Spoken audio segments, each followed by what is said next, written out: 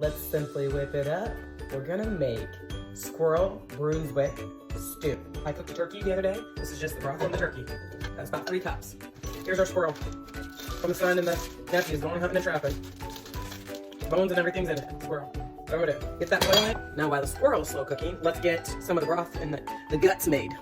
Go ahead and put in there about 4 tablespoons of bacon fat. Who saves their bacon grease when they cook? Now, get 2 to 3 onions cleaned and chopped up. 2 big onions, so 3 onions. Put them in that grease and fry them.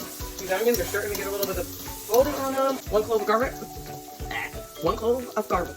Oh my goodness. 1 clove of garlic. 1 heaping. Stir that in. Get it about another minute of it. Okay, the squirrel is definitely boiling. It's been going for about 10 minutes now. We're just gonna keep that lid on and keep it boiling. The onion and the garlic, they look ready to add to the crock pot. Look at that, guys. Got the onions, the garlic, and the crock pot. Squirrel's still cooking. Now let's add more of the guts. So it's like about 1½ teaspoon of salt.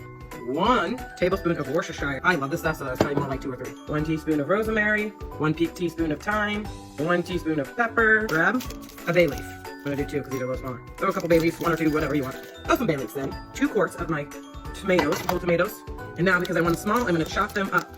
1 cup corn. 1 12-ounce bag of okra. 1 bag of lima beans. All right, go ahead and stir all that up. Have my crock pot on low. I'm gonna check the squirrel. How do you know if squirrel's done? It's a lot like chicken. If it just pulls apart at the bones, then that means it's done. Yep. Needs to go longer. Okay, if you look at this squirrel, the broth is all pretty much evaporated. Check it, hopefully it's done. Oh yeah. It's done enough to where I'm gonna be able to pull this out of there. Oh, the squirrel broth. Just dump it right in. Give that some good flavor. Now, because this squirrel is not gonna give us much meat, and I want this to have more meat in it, I took out 2 packages of beef stew chunks. I'm gonna put those in there with the squirrel. We need a little more meat. Okay, I'm gonna put on rubber gloves, only because that kind of helps when the squirrel is super hot. Let's just pull this off. So yeah, see that squirrel meat?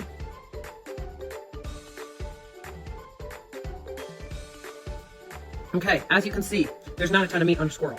So, stir that up, let it slow cook all day. Probably 6 to 8 hours. When everything's cooked and done, I'm gonna go closer to 8.